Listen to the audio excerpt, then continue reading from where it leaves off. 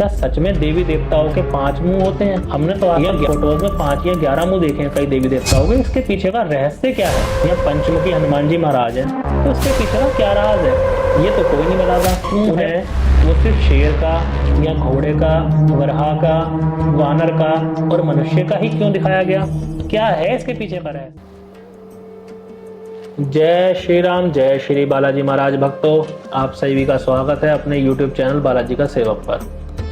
तो दोस्तों, हमारी आज की वीडियो का टॉपिक है, क्या सच में देवी देवताओं के 5 मुंह होते हैं या 11 मुंह होते हैं? हमने तो आज तक फोटोज में 5 या 11 मुंह देखे हैं कई देवी देवताओं के। इसके पीछे का रहस्य क्या है? लोग कहते हैं कि हनुमान जी महाराज के 5 मुंह हैं या पंचमुखी हनुमान जी महाराज हैं, तो इसके पीछे का क्या राज है, ये तो कोई नहीं बताता। उन्हें 5 मुंह ही क्यों बताए गए?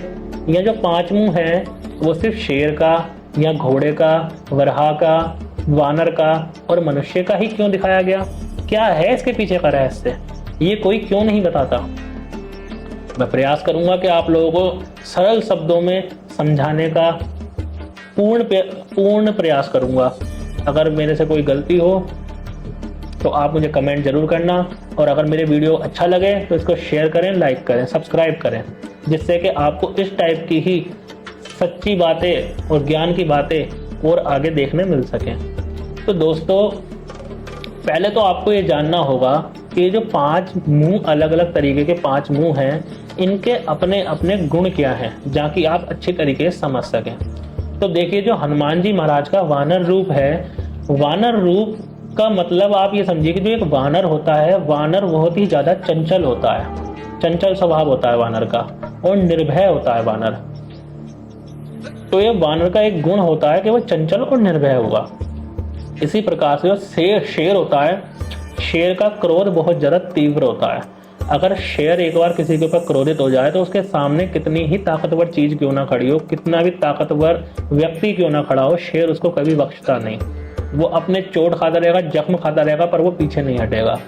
इसी प्रकार से जो घोड़ा होता है, अश्व होता है, उसका अपना एक गुण होता है, उसकी रफ्तार।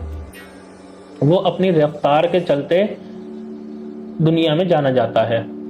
इसी प्रकार से जो मनुष्य होता है, मनुष्य में बताया जाता है कि मनुष्य में बाकी सभी जीवित चीजों से अधिक बुद्धि होती है। तो ये मनुष्य का गुण हो गया। इसी प्रकार से जो जंगली सुअर वराह होता है, उसका अपना एक गुण है कि उसकी जो चर्बी होती है वो बहुत ज्यादा मोटी होती है। ये इन सभी 5 चेहरों के साथ रिलेटेड जो जानवर हैं या व्यक्ति हैं, उन सबके मैंने आपको गुण बताए। अब मैं आपको बताता हूं कि हनुमान जी महाराज से इन चीजों का क्या संबंध है। तो देखिए दोस्तों, सबसे पहले हम वानर स्वरूप की बात करते हैं, क्योंकि उसे समझाना बहुत सरल है। जो वानर होता है, मैंने आपको बताया कि वह चंचल होता है। तो हनुमान जी महाराज वानर रूप में ही जन्म लिए थे, उनके अंदर चंचलता परिपक्व थी, इसलिए ही वानर रूप उनको मिला। उसके अलावा जो मनुष्य का रूप था, तो मनुष्य का रूप उन्हें इसलिए मिला क्योंकि उन्होंने अपने जीवन में वानर होते हुए इतनी तपस्याएं करी, इतना ज्ञान प्राप्त किया कि उन्होंने अपने सारी इंद्रियों को अपने वश में करके परमात्मा को प्राप्त किया। अब परमात्मा को प्राप्त कर लेने के बाद में जब वो खुद दिव्य व्यक्ति बन चुके थे, तो उन्होंने एक वानर होते हुए भी उन्हें एक मनुष्य का मुंह प्राप्त हुआ। मतलब दुनिया की नजरों में दुनिया देखती है मनुष्य को अपने कर्म के कारण, या किसी भी जीव को अपने कर्म के कारण। तो हनुमान जी महाराज ने अपने कर्मों से अपने अंदर उस दिव्यता को जागृत कर लिया था, जो एक इंसान दिव्यता को जागृत कर सकता है। इसी श्रेणी में आगे चलते हुए, जो घोड़े का फेस होता है, उसके पीछे का रहस्य ये है कि मैंने आपको अभी पीछे बताया वीडियो में कि जो घोड़ा होता है वो अपनी रफ्तार के कारण जाना जाता है। तो हनुमान जी महाराज की रफ्तार आप सभी लोगों को पता है कि हनुमान जी महाराज की क्या रफ्तार थी। इसे बताऊंगा तो मैं खुद ही क्या ही बोलूंगा इस बारे में। आप सब हनुमान जी महाराज की रफ्तार के बारे में जानते हैं। तो हनुमान जी महाराज ने अपने अंदर एक इतनी तीव्रता जागृत कर ली थी कि उन्हें एक घोड़े का फेस भी मिल गया, मतलब घोड़े के समान तीव्रता का उन्हें टैग मिल गया, आप ये कह सकते हो हमारी आजकल की भाषा में। इसी प्रकार से जो एक शेर होता है, शेर एक निर्भय और एक बलवान जीव है, जिसके सामने अगर कोई भी आके खड़ा हो जाए वो पीछे नहीं हटता। अटैक करेगा तो अटैक करेगा ही अपने क्रोध में आकर। इसी प्रकार से जब हनुमान जी महाराज का क्रोध चरम सीमा पे पहुंचता था तो उनके समक्ष फिर कोई भी खड़ा हो वो किसी को नहीं बख्शते थे। कितनी भी बड़ी शक्ति क्यों ना हो वो पीछे नहीं हटते थे। इसी कारण से उन्हें एक सिंह का रूप प्राप्त हुआ। सिंह की श्रेणी, उन्हें सिंह का टैग प्राप्त हुआ। ये टैग मैं इसलिए बोल रहा हूँ ताकि आप लोगों को समझना आसान पड़े। अब बात आती है विरहा, जंगली सुअर की। तो जंगली सुअर की खूबी मैंने आपको बताई कि उसकी चर्बी बहुत ज़्यादा मोटी होती है। तो हनुमान जी के बारे में तो आप जानते ही हैं, वज्रदेह। तो वज्रदेह का मतलब यही है कि उनकी चर्बी इतनी मजबूत, इतनी ताकतवर थी कि जिस कारण से उन्हें विरहा के समान चर्बी का, विरहा के समान बॉडी स्किन का टैग मिल गया एक। तो दोस्तों अब मैं बताना चाहूँगा आपको कि लोग कहते हैं कि भाई हनुमान जी महाराज ने पंचमुखी हनुमान जी का रूप धारण करके एक असुर का वध किया, तो उसके पीछे का रहस्य क्या था।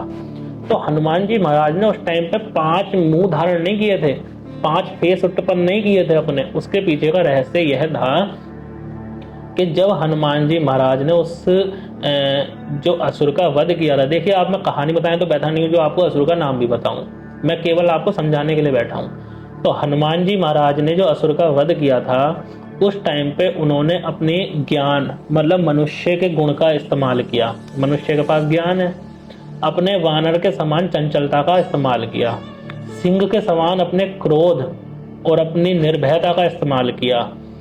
हनुमान जी महाराज ने सुअर, जंगली सुअर वराह के समान अपनी मोटी चर्बी, मोटी स्किन का इस्तेमाल किया। इसी के साथ में घोड़े के समान तीव्रता का इस्तेमाल किया उस असुर का वध करने के लिए।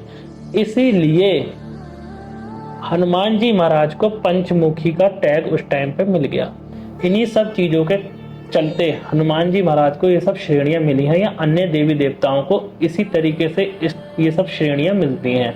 अलग अलग चेहरों के पीछे का सच्चाई यह है, पर लोग उसको फोटो में 5 चेहरे बना के दिखा देते हैं कि जैसे 5 चेहरे उनके थे, पर उनके 5 चेहरे नहीं थे। उन्होंने अपने अंदर इन सब चीजों को पूर्ण रूप तक, चरम सीमा तक जागृत कर लिया था। अगर एक साधारण मनुष्य भी चाहे तो इन सब चीजों को पूर्ण रूप से जागृत कर सकता है। लेकिन दोस्तों इसमें भी 2 चीजें आती हैं।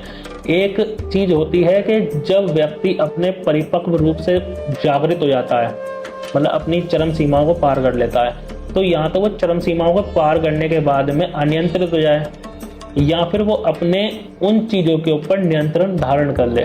नियंत्रण धारण करने वाला व्यक्ति ही दुनिया में पूजनीय बनता है। और हनुमान जी महाराज ने अपने जीवन काल में अपनी उन शक्तियों के ऊपर नियंत्रण धारण कर लिया था। इसीलिए ही आज लोग उनके उस पंचमुखी या 11 मुखी रूप की पूजा करते हैं, क्योंकि इतना बल और इतनी शक्तियों को धारण करने के बावजूद भी उन्होंने अपने धैर्य को नहीं त्यागा, इसलिए वह पूजनीय कहलाते हैं। और पंच मुंह होने के पीछे का रहस्य यही था कि वो 5 मुंह 5 फेस नहीं है, वो 5 मुंह उनके अंदर की 5 खूबियों को दर्शाते हैं, उनकी अंदर की 5 शक्तियों को दर्शाते हैं कि उनके अंदर अगर क्रोध वो चाहें तो इतना तीव्र कर सकते हैं कि क्रोध की चरम सीमा को पार कर दें। अगर वो रफ्तार चाहें तो इतनी रफ्तार कर निकाल सकते हैं कि रफ्तार की भी चरम सीमा को पार कर दें। अगर वो ज्ञान के रूप में दिखें तो वो इतने ज्ञानी बन सकते हैं कि ज्ञान की ही सीमाओं को पार कर दें, परमात्मा के जैसा ज्ञान प्राप्त उन्हें है। इसी प्रकार से जो वो अगर चंचलता में आए तो चंचल इतने हो जाएं कि कोई इनके बराबर चंचलता ना दिखा सके, वानर रूप में आ जाएं। तो ये सब कारण थे जिस कारण से उनके 5 रूपों को दिखाया गया।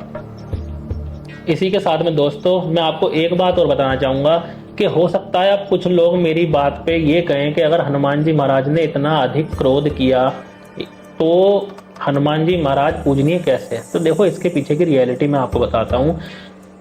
एक व्यक्ति जैसे मैं हूँ, ठीक है, मैं भी क्रोध करूँ किसी के ऊपर, ठीक है, तो मेरे अंदर क्रोध की एक छोटी सी सीमा होगी, इतनी सी, जिस सीमा के चलते हुए क्रोध के टाइम पे भी मैं सोच सकूंगा कि भाई अगर मैंने इस तरीके से इस व्यक्ति को, सामने वाले को कुछ गलत बोला तो ये मेरे सामने उलट वार करेगा, और उलट वार करने के बाद में क्या घटनाएं घटित हों वो मेरे कंट्रोल से बाहर हो जाएंगी।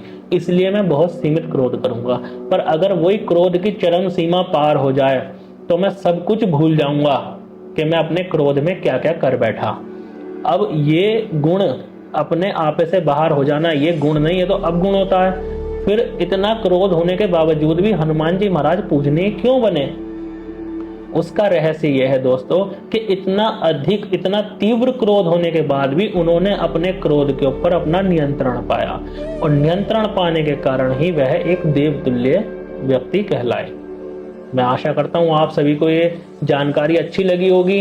अगर आपको कुछ इसी प्रकार की वीडियो और देखना चाहते हैं और जानकारी लेना चाहते हैं तो इसी चैनल के साथ बने रहिए। मेरे चैनल को शेयर कीजिए, सब्सक्राइब कीजिए, जिससे कि मेरा मनोबल बढ़े और वीडियोस बनाने का। इसी के साथ मैं आप सबसे आज्ञा चाहता हूँ। जय श्री राम, जय श्री बालाजी महाराज भक्तों।